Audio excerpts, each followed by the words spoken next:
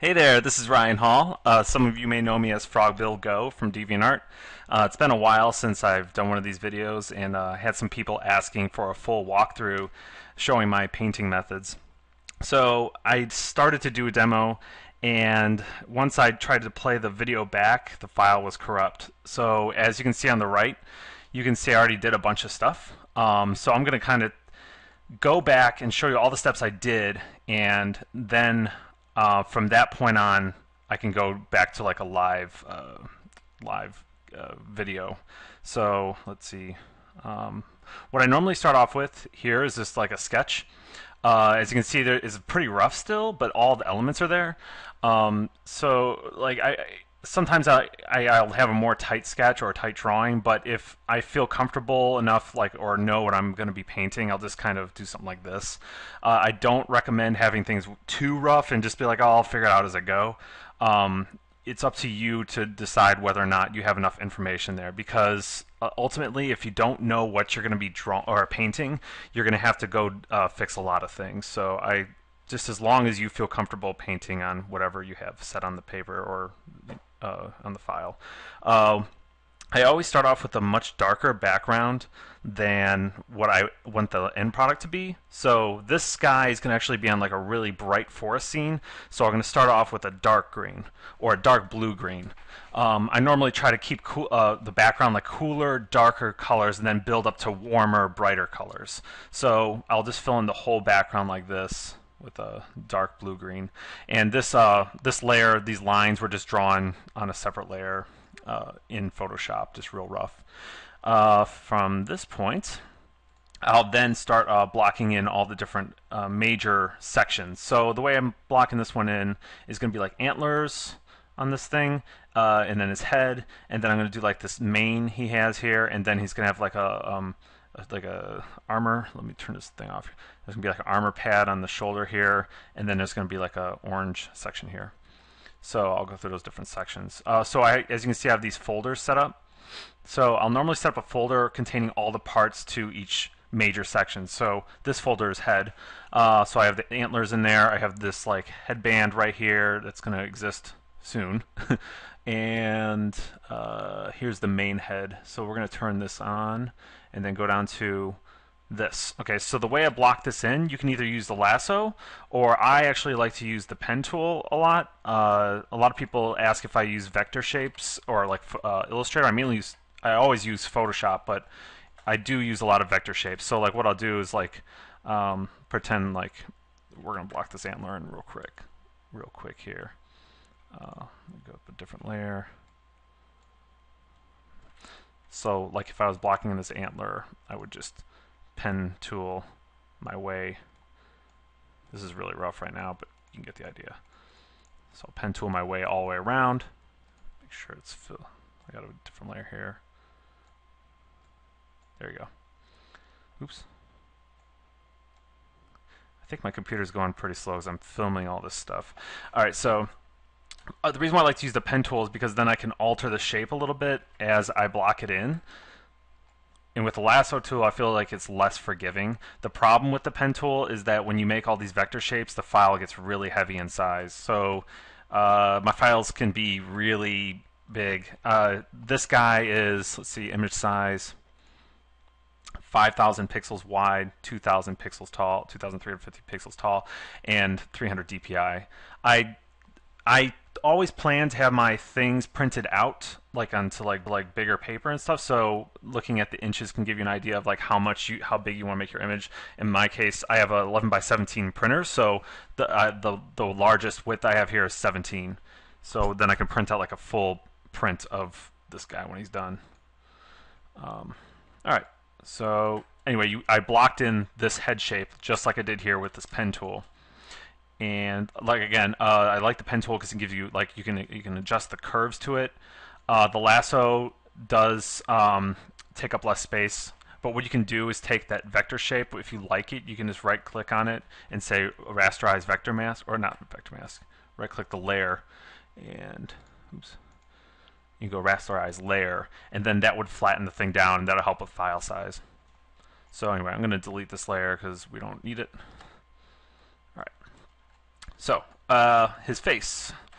I basically did a solid color, and I just kind of there's a little bit of a gradient on there. It was just to kind of like for me, just as a mental note to know where my light's coming from. It's going to go straight in his in the face, from left to right. Oh, actually, no. I'm thinking about it. As I went through the process, I actually switched it to from right to left. So you'll see the lighting kick in a second. So here's my second layer, and I know it looks kind of strange. Let me tone down the lines. Basically, what I was doing was building up color to form the shapes that I want. So here's this nose is like a hotter or a warmer yellow, and it gets a little bit dark over here. And I also have some ambient light on the side here, just kind of roughed it in. I want to have some green glow bouncing off from the background. Let's see. So that's the layer 2. This white layer is like the under his nose. And let me turn on the nose. There you go. So basically, this is just roughed in or just drawn in with a basic no taper brush. So here's some of my brushes. I basically use. Actually, I'm going to pull up the really big brush menu real quick. F5 pulls that up. All right, so. Brush presets. Okay, so this brush I use for fine lines and stuff. That's what I'll do like a lot of my line work in, like for my comic pages and stuff. Is just a tapered brush, and I'll have it set at a pretty low flow when I use it. I just feel like it gives it more of a natural looking line when I have a lower flow. 21, this 21 brush here, see how there's no taper to it? This is the main brush that I use for like the whole thing. And I also mix in this square brush, which is, it's kind of weird. Let's see, it's got a, I think it's got a, I actually downloaded this brush off the internet. But it gives it this kind of like more painterly feel when you start using it. But like I said, the main brush I use is that round brush, and it's a default brush in Photoshop, so it's pretty easy to get your hands on. But what I'll do is have the flow really low on that too, and I'll build up the color just like this. So let's go to the layer 2 where I was building up my color, and I'll grab a lighter hue here, and I'll just build up like this. See how it's kind of like it's a little. You see a little bit of marks, but fairly smooth, and especially when you zoom out, this thing's gonna look really smooth. I try to avoid using the airbrushes, the fuzz brush, because it looks too airbrushy, I feel, and I feel like it kind of cheapens the look of the overall piece. If you have some like those more natural looking brush strokes in there, I think it gives it more life. It doesn't look so generated through a machine. Alright, so I'm going to undo this whole thing. Oops. Let's back up a couple steps. Again, my machine is running slow because I'm running this video recorder. Alright, there we go. So, I also have a shadow layer where I was darkening in the really dark areas. So I have the base layer, my build-up layer, I have a little white layer here, and a shadow layer. And as you may notice that there's a mask on this layer in this folder. So what I did was I took this shape here, like when I made it with my pen tool. I was like, okay, I like this shape of the head, and then I would go up to the folder that it was in and apply a quick mask. Here, let me. You know what? I'm gonna make a new file real quick just to show you guys how to do this if you're not familiar. All right, so real quick. So I got just a regular layer, making a shape, right? And then I will hold Control and then click on this area right here. Make a you hit this button down here to make a folder. You can drag your thing in there. You can also hit I think Control G to put this layer into a folder. But yeah, just put it into a folder. Then select the folder while this is still selected, and then just hit this button here, and that will make a mask. So the way to remember it is just that whatever is white in this layer is like lit, and then whatever is black will be in dark, and you won't be able to see.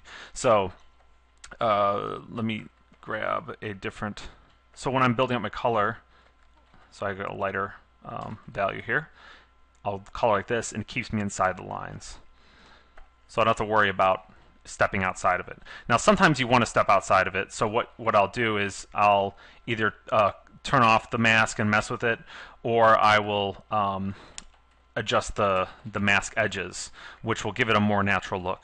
So like I'll select remember, black is darkness for this layer, so I'll take black and then apply it to the edge of the mask, and then all those things, that area will disappear as I'm adding black, but it's all the information is still underneath.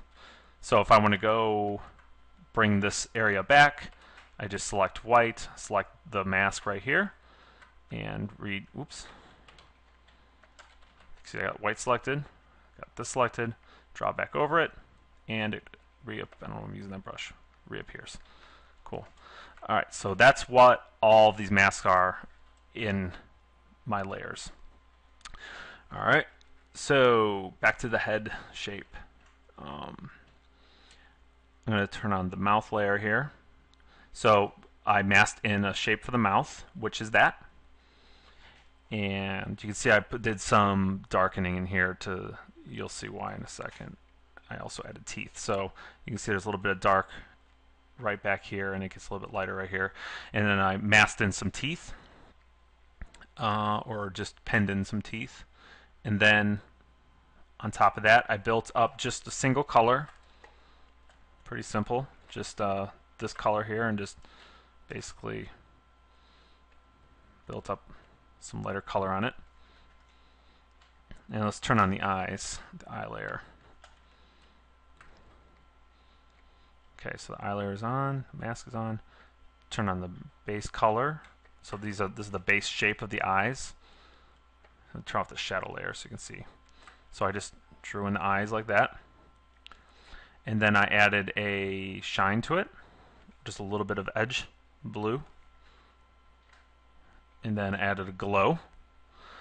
So for glow, in one of my previous tutorials, I was talking about how to make things like glow using color dodge. So what you'll do is select your layer.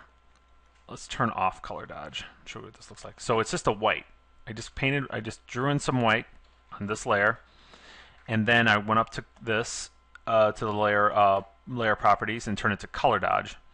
And then you double click on the layer that you want to have glow effect on, and you turn this off. So normally it'll look like this, it'll normally be on. You want to turn that off. You want to turn off transparency shapes layer. Okay, so say okay. So it'll give you a little bit of a glow feel. So if I mess with my fill, you can kind of adjust how much you want the eyes to glow, and that's pretty subtle in this case. Then from that point I added some white lines. So I just did a little white blob here and a little white streak there, and I like the way that looked. He's got like a full like dark black / blue eye look to it. Let me turn my shadow layer back on.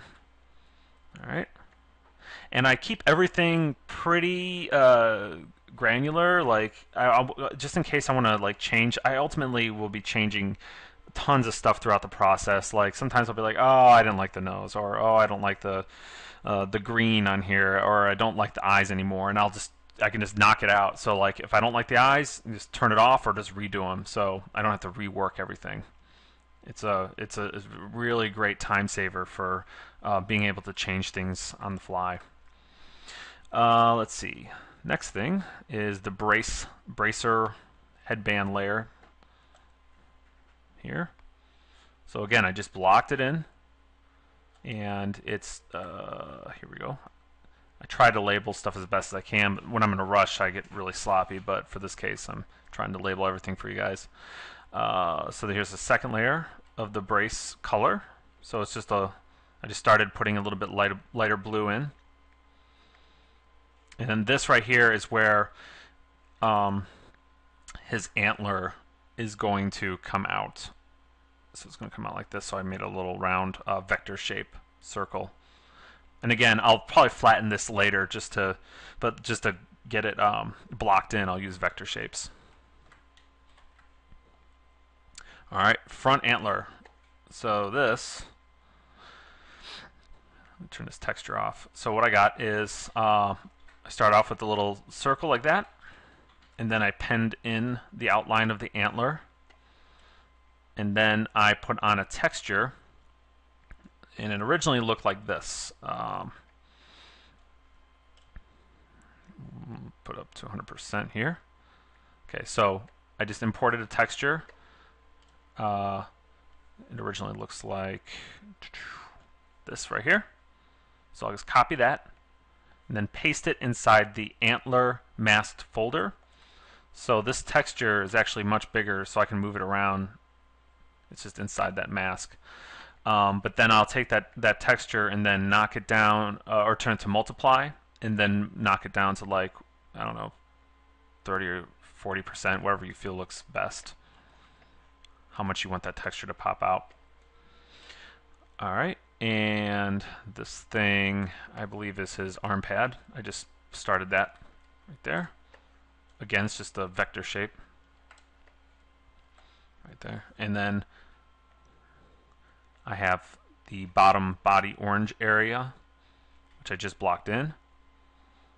And here's the back antler. Turn these on. Same thing, I just blocked in the antler shape and then put a texture inside the masked layer. I think I'm missing one more thing. There it is.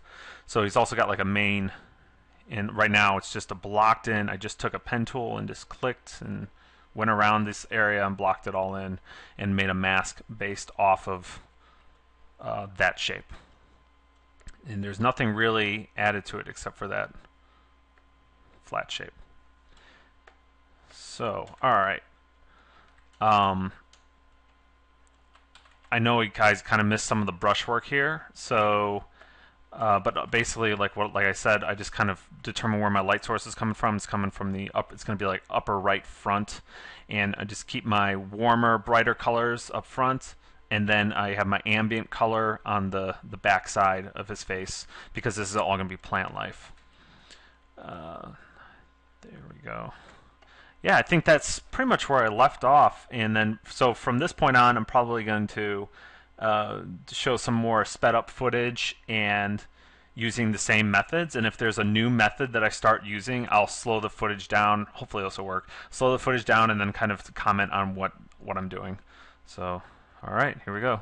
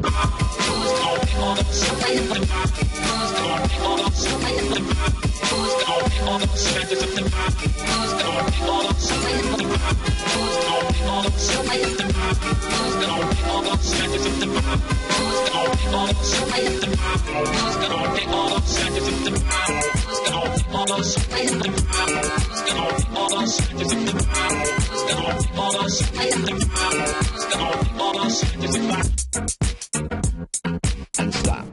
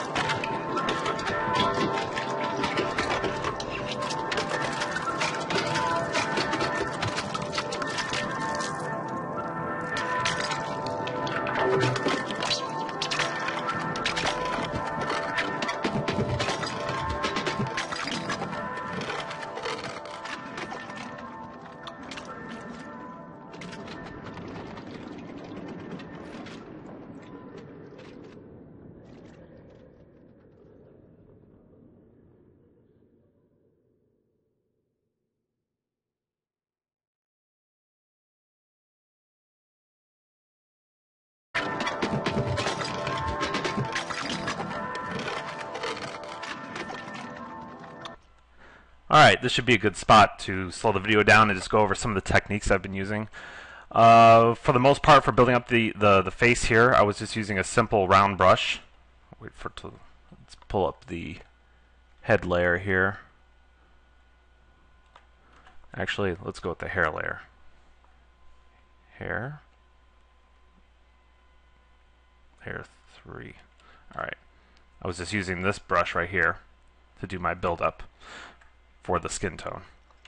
But for the hair, I was using this brush right here, which looks like kind of like freckles. So I'm just going to press it real quick. That's what it looks like. I made this brush myself.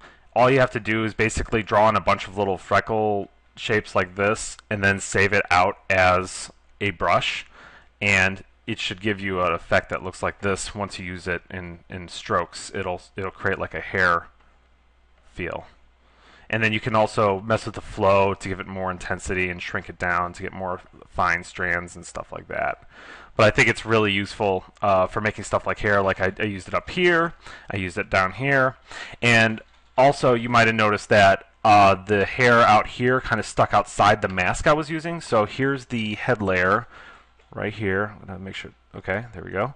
So I have that mask set up, and it's shaped like this, but before I had it just blocked in along this line here. Let me just draw real quick. I had like a line like this, but what like I mentioned in the first part of this video, is all I had to do was grab white, and then I took a brush like this and just kind of drew more outside of the mask, just so you can reveal some of that color underneath that's hidden by the mask. So if I turn this mask off, let's see, disable layer mask, my drawing looks like this. So I have a bunch of stuff that's going outside of the mask, but it's hidden when I turn it on. So let me re-enable it.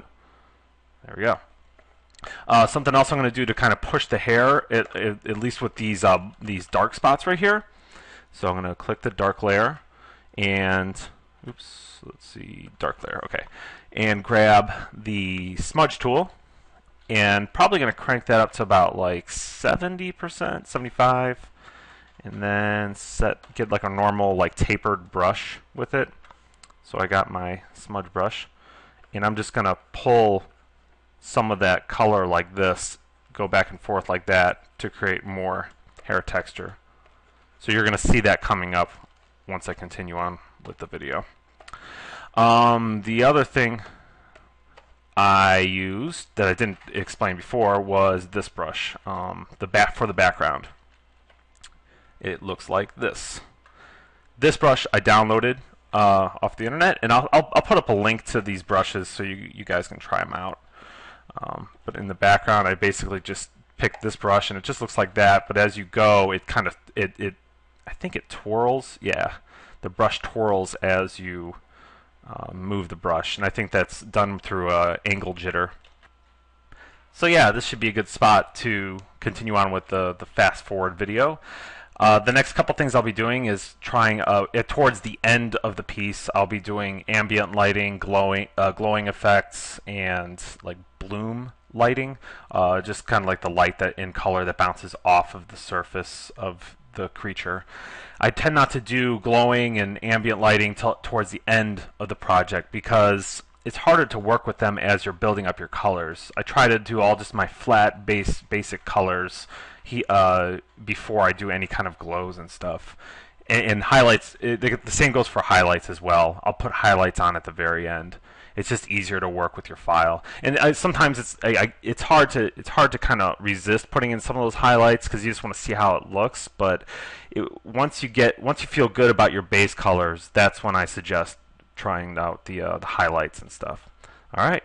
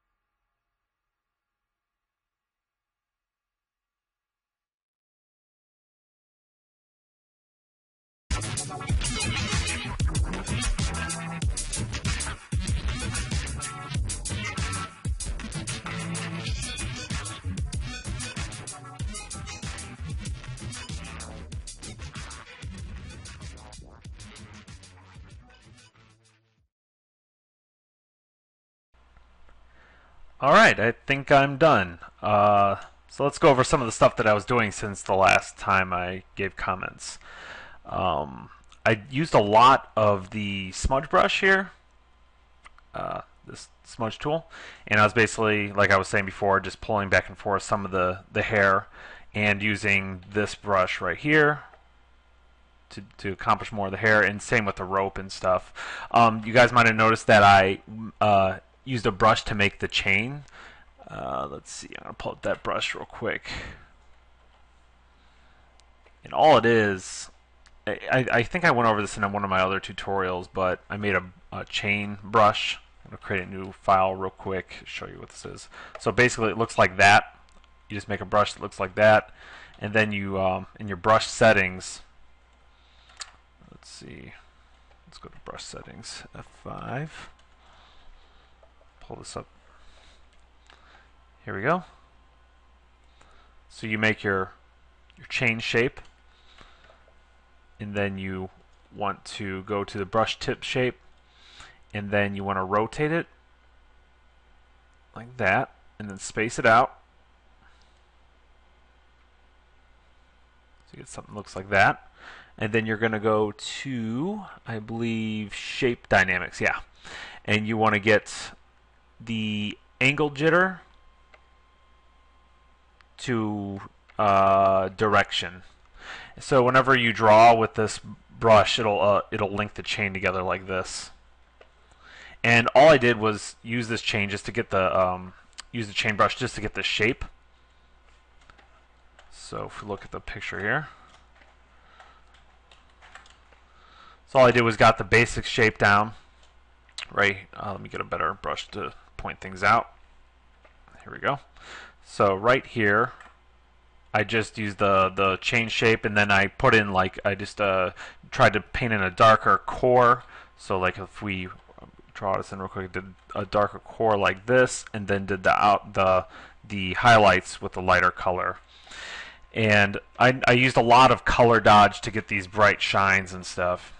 And then as I went on to punch out the shadows, I took the I would draw in the shadows with a darker color and set it to multiply, which gave me this area right here, and then some of the under shadows under the neck. I also, on these antlers, I don't know if you noticed, but I started to blur things out around the edges, just because when I use the pen tool, it makes things look really flat, and I feel like if you kind of mess up the edges on purpose, it gives a more natural feel.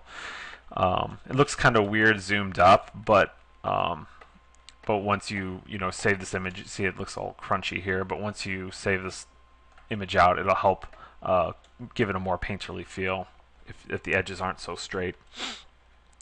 As also I mentioned before that I was going to save bloom and ambient color towards the end, which I think you guys probably were able to see, that I was just putting in lots of big blurry colors around the edges. Just so what I would do to give this a nice bloom color to his face, I just picked the orange here, and then I would just draw. Let me create a new layer real quick. I would just do something like this, paint over it, and then I'd take the fuzzy default brush and just kind of pull it back and just let the edges of it kind of glow like that. And then I take that layer, the bloom color layer, and just fade it down like this, down to like 20% or something. But you can see how it's just giving like this little bit of a glow around them. So I did a little bit of that around for each of the major elements, like the antlers and the face and the red hair. Trying to think what else I went through. It's been like a couple hours since I talked about the last part, so I think that's about. It should kind of sum up all this. Oh, one other thing I did was I basically took all the layers and merged them into one group, and then pasted that image above the group. So if you look right here, here's my main group that I had everything in, group 7. Forgot to name it, but I merged that whole folder, and then I copied that folder, then merged all of the layers down just to give me like a flat image, and then I went around the areas where I wanted to blur out to add some more depth, to add like kind of like focal effects. What I just took the blur tool and then blurred out some of the edges and stuff just to kind of give you more focus on the face. But yeah, I think that pretty much sums up all the tricks I was using. Thanks for watching. Hopefully I'll have another video up soon, maybe showing off different subject matter. This one was very based around natural elements. Maybe the next one I'll do will be more mechanical, or just something, just a different subject altogether. All right, thanks again.